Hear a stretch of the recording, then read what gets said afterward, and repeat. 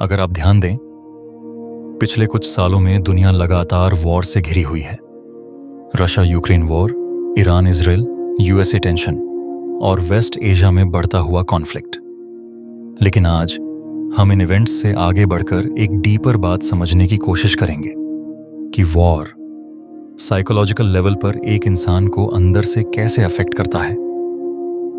आप देखिए, वॉर सिर्फ जमीन पर नहीं लड़ा जाता, ये इंसान के माइंड के अंदर भी लड़ा जाता है।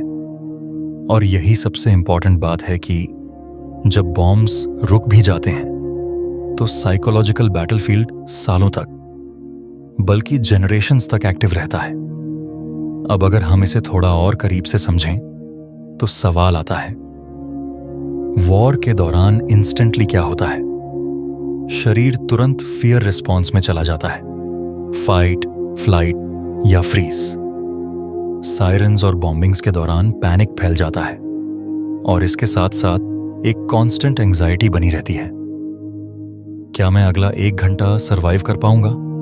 यानी उस मोमेंट में ब्रेन नॉर्मल लिविंग से निकलकर सिर्फ सर्वाइवल मोड में शिफ्ट हो जाता है।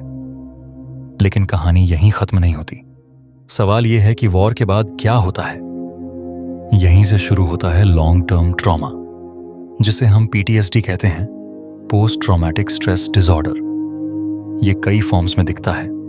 फ्लैशबैक्स, जैसे बॉम्बिंग फिर से हो रही हो, sleep disorders, nightmares, emotional numbness और हाइपर अलर्टनेस, जहां डर कभी पूरी तरह जाता ही नहीं।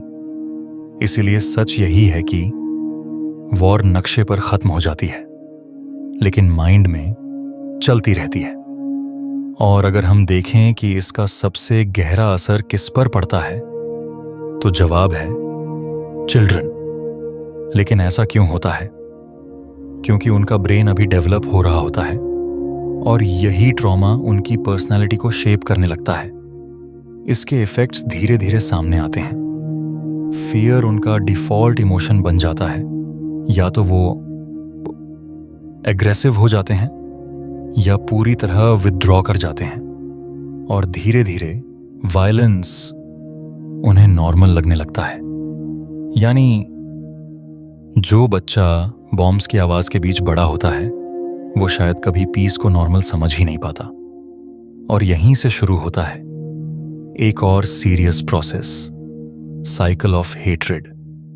ये शुरू होता है पर्सनल लॉस से, जो ग्रीफ में बदलता है, फिर एंगर में और अंत में हेट्रेड में।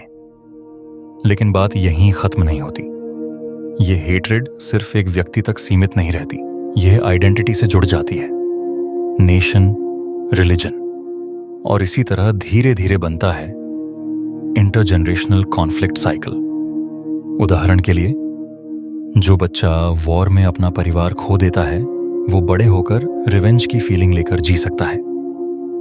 अब अगर हम इसे थोड़ा गहराई से समझने की कोशिश करें तो कुछ थिंकर्स हमें इसका पर्सपेक्टिव देते हैं। सिगमंड फ्रॉइड के अनुसार इंसान के अंदर इनेट एग्रेशन होती है, जिसे उन्होंने थैनाटोस यानी डेथ इंस्टिंक्ट कहा। वहीं दूसरी ओर एरिक फ्रॉम का मानना था कि वायलेंस सिर्फ इंस्टिंक्ट का रिजल्ट नहीं है, बल्कि यह सोशल कंडीशन से भी शेप होती है। इसलिए जब हम इन दोनों को साथ रखते हैं तो समझ आता है कि वॉर दरअसल बायोलॉजिकल इंपल्सेस और सोशल कंडीशनिंग का मिक्स है। अब तक हम इंडिविजुअल लेवल पर बात कर रहे थे, लेकिन जब ये इमोशंस फैलते हैं तो ये कलेक्टिव बन जाते हैं। शेयर्ड फियर कलेक्टिव एंजाइटी बन जाती है, शेयर्ड ग्रीफ कलेक्टिव आइडेंटिटी बन जाती है, और शेयर्ड हेट्रेड मास मोबिलाइजेशन में बदल जाती है। और यही रीजन है कि पूरी सोसाइटीज वॉर को सपोर्ट करने लगती हैं, भले ही वो खुद सफरिंग में हो। और यहीं पर कहानी हमें एक गहरे पॉइंट पर लाकर खड़ा कर देती है, जहां सवाल सिर्फ वॉर का नहीं, बल्कि एथिक्स और माइंड के कॉन्फ्लिक्ट का होता है। सोल्जर्स के लिए ड्यूटी वर्सेस गिल्ट, सिविलियंस के लिए सर्वाइवल वर्सेस मोरालिटी। और इंटरेस्टिंग बात यह है कि यह डिलेमा नया नहीं है। यह वही सिचुएशन है जिसका जिक्र हमें भागवत गीता में मिलता है। जहां अर्जुना वॉर से पहले एक डीप मेंटल कॉन्फ्लिक्ट से गुजरते हैं।